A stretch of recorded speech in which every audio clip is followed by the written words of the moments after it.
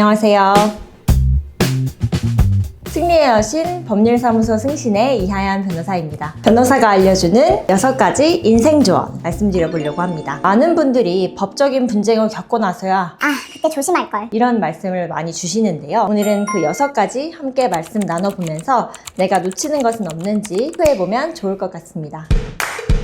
첫 번째, 변호사한테 가장 많이 들어보셨을 말이에요. 증거 있으신가요? 말로만 하면 소용이 없습니다. 법적인 다툼에 휘말리게 되면 결국 모든 것은 증거 싸움이 됩니다. 물론 내가 그 이야기를 들었다, 내가 알고 있다 라는 것도 증거가 될 수 있지만 그것보다 종이에 써놓은 문서가 훨씬 강력한 효력을 가집니다. 말로만 알겠어, 갚을게. 아니 우리 사이에 뭘 굳이 그거를 써놓냐. 아니 그거 다 이체된 거 기록 나와 있는데 계약서를 쓰냐. 그냥 하자. 이런 말에 그래 내가 하루 이틀 본 사람도 아니고 나중에 와서 그거 증여받은 거다. 걔가 나 그냥 쓰라고 준 거다. 내가 나중에 현금으로 갚았다. 이런 식으로 말을 바꾸면 투무책으로 당하는 수가 있습니다. 아무리 친한 사이여도 가까운 사이일수록 서로를 위해서 모든 걸 문서화해두거나 문서화해두는 게 삭막해 보인다 하면 카카오톡으로 내가 그때 얼마 빌려준 거 언제까지 주기로 했는데 맞지? 이런 식으로 남겨놓는다든지 하는 것도 방법이니까 뭐든 흔적을 남겨두시면 좋을 것 같습니다. 이게 많이 문제가 되는 게 첫 번째로 채무관계 많이 문제되고, 두 번째로 동업관계 많이 문제되고요, 세 번째로 의외로 연인 간의 돈거래 관계에서 많이 문제가 됩니다. 우리가 사귀던 사이고 우리 곧 결혼할 사이니까 당연히 나한테 그냥 준 거 아니야? 상대방은 생각한다든지, 근데 주는 사람은 당연히 빌려준 건데 갚는 거 아니야? 라고 생각한다든지 의견이 조금 차이가 날 수 있어요. 그런 경우가 있을 수도 있으니까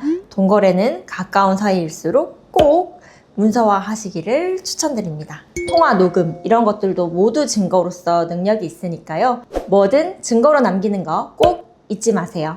두 번째, 며칠 내로 줄게. 이건 안 준다는 소리입니다. 대부분 사기건들이 이런 케이스 정말 많거든요. 3일만 기다리면 주겠다. 내가 1,000만 원을 빌렸는데 이번에 100만 원 더 빌려주면 1,000만 원 돌려줄게. 이 100만 원까지 더해서 줄게. 설득을 하는 경우가 많아요. 그러다 보면 이거 안 빌려주면 당장 이거 갚을 방법이 없다고 하니 이번만 빌려주는 거야. 라는 마음으로 빌려줬다가 못 받게 되는 경우가 많이 생깁니다. 계속 약속을 안 지키고 미룬다든지 조금씩 돈을 더 달라고 한다든지 하면 한번 의심해 보셔야 됩니다. 이 사람을 의심하는 것 자체가 서로에게 신의를 해치는 일이고 이렇게 의심하면 안 될 것 같아서 일단 믿었어요 라고 많이 말씀 주시는데 약속을 깬 건 상대방이 먼저 한 거니까 다시 한번 생각해 보시면 좋을 것 같습니다. 가장 많이 듣는 말이 있습니다. 며칠만 기다리면 준다고 했단 말이에요. 그런데 소송까지 가야 될까요? 네, 며칠 내로 준다고 해놓고 계속 약속을 어기는 사람들, 결국엔 소송 가야 해결이 됩니다. 약속이 계속 지켜지지 않는다면 법적 검토 고려해 보셔야 될 것 같습니다. 세 번째, 도장 찍기 전에는 반드시 확인하셔야 됩니다. 살면서 많은 계약서를 생각보다 도장을 찍거나 서명을 하는데요. 은행을 가더라도 혹은 부동산에 임대차 계약을 하더라도 저희가 계약서에 서명하는 일이 있죠. 대부분 내용이 너무 많고 살펴볼 게 너무 많다 보니까 내용을 제대로 읽지 않고 네네 알겠습니다. 서명 어디 하면 되죠? 하고 물어보시는 경우 많아요. 특히 저희랑 계약하시는 경우에도 네 변호사님 어디에 서명하면 되죠? 라고 많이 물어보시는데요. 변호사랑 계약할 때도 당연히 계약서 꼼꼼히 살펴보시고 나한테 불리한 조항은 없는지, 만약 이 계약이 깨졌을 때 어떤 책임이 있는지 이런 것들은 꼭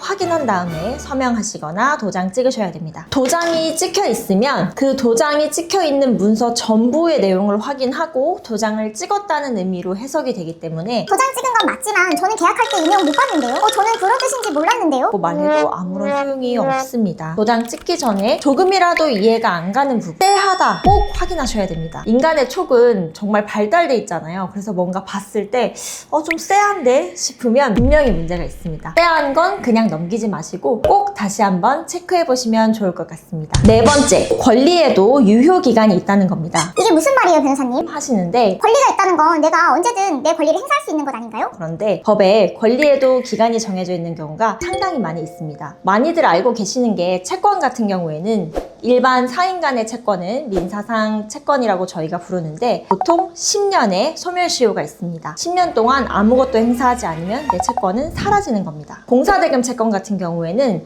3년이라는 짧은 소멸시효가 있습니다. 내 채권이 얼마만큼의 시효가 있는지, 얼마 동안 이걸 행사하지 않으면 내 권리가 사라지는지 이런 것들도 살펴보셔야 됩니다. 민사뿐만 아니라 형사에도 시효가 있어요. 많이들 아시는 공소시효도 있는데요. 공소시효뿐만 아니라 고소에도 기간이 있습니다. 친고죄 같은 경우에는 본인이 고소를 해야지만 소송이 시작 6개월에 시효가 있으니까 이 부분 꼭 체크해 두세요. 기간이 지나고 나면 내가 권리가 있었다 하더라도 더 이상 법적으로는 보호받지 못할 수 있습니다. 억울한 일 없게 꼭 확인하시면 좋겠습니다. 5번째, 거의 대부분의 법적 분쟁은 돈 아니면 치정 때문이다. 제가 살펴보는 거의 대부분의 법적 분쟁은 돈이나 치정, 감정 때문에 일어나는 경우가 많습니다. 분쟁의 씨앗이 될 수 있다는 걸 명심하셔야 됩니다. 함께 가정을 꾸리던 사람도 마음이 변하면 이혼을 할 수 있는 것이고, 사귀던 연인이 헤어져서 스토킹으로 문제가 발생할 수도 있고, 오래 잘 알고 지내던 친구가 배신해서 돈 문제까지 발생할 수 있는 것이 아니 변호사님, 그거 당연한 소리 아닌가요? 모든 일은 다 돈이나 사람 문제죠. 네, 맞습니다. 모든 관계는 돈이나 사람에 얽혀 있는데 이것을 인식하고 내가 문제를 사전에 예방하는 것과 이걸 너무 모르고 있다가 나중에 문제가 커지고 나서야 처신을 잘 못한 것이 이렇게 결과가 됐구나 라고 하는 것은 많은 차이가 있습니다. 영화에서 그런 거 보셨을 거예요. 형사사건이 발생을 했고 범인을 특정해야 되는 상황에서 누가 범인인지를 찾을 때 형사들이 이런 말을 하죠. 모든 범죄는 돈 아니면 치정에서 비롯된다. 이 사람 주변에 돈 문제 있는 사람 누구 있는지, 애정관계라든지 뭐 이런 감정 문제가 있는 사람이 누군지, 원한 있는 사람이 있는지 이런 것들을 찾아봐라. 이런 장면 많이 보셨을 텐데요. 그만큼 분쟁의 씨앗이 되기 쉬운 게 돈이랑 감정 문제입니다. 이런 부분은 가볍게 넘기지 마시고 작은 문제일 때 해결해서 더 큰 문제가 발생하지 않도록 미리 예방하시는 것을 꼭 추천드립니다. 6번째, 남 얘기는 함부로 하지 마세요. 최근에 명예훼손이라든지 모욕으로 문제되는 케이스가 정말 많습니다. 예전과 달리 어떤 문제가 생기면 많은 분들이 실제 고소를 하거나 손해배상 청구를 해서 법적인 분쟁으로 나아가는 경우가 많은데요. 남 얘기는 언제든 함부로 하시지 않는 것이 좋겠습니다. 요즘 인터넷으로 많이 소통을 하기 시작하면서 오히려 명예훼손이라든지 모욕 같은 범죄가 굉장히 많이 늘어났습니다. 이전에도 있던 것들일 텐데 그것들이 이제 문자로 남기 시작하면서 이걸 증거를 확보하기가 쉽고 이게 계속 회자되면서 피해도 커지고, 그러다 보니까 명예훼손, 모욕이 요즘 건이 계속 사건화가 많이 늘어나는 추세입니다. 제가 남 얘기 함부로 하지 마시라고 하는 건데요. 주로 문제되는 게 댓글창에 쉽게 남 얘기했다가 문제되는 경우, 단톡방에 쉽게 얘기했다가 문제되는 경우가 많습니다. 남말은 새가 듣고 반말은 쥐가 듣는다, 이런 옛날 속담도 있잖아요. 그렇기 때문에 내 편이라고 생각하고 너만 알고 있어 라고 했던 이야기, 또 쟤 싫어한다 라고 생각하고 같이 욕했던 이야기, 결국 나중에 다 나한테 돌아올 수 있습니다. 그렇기 때문에 조심해서 남 이야기 할 때는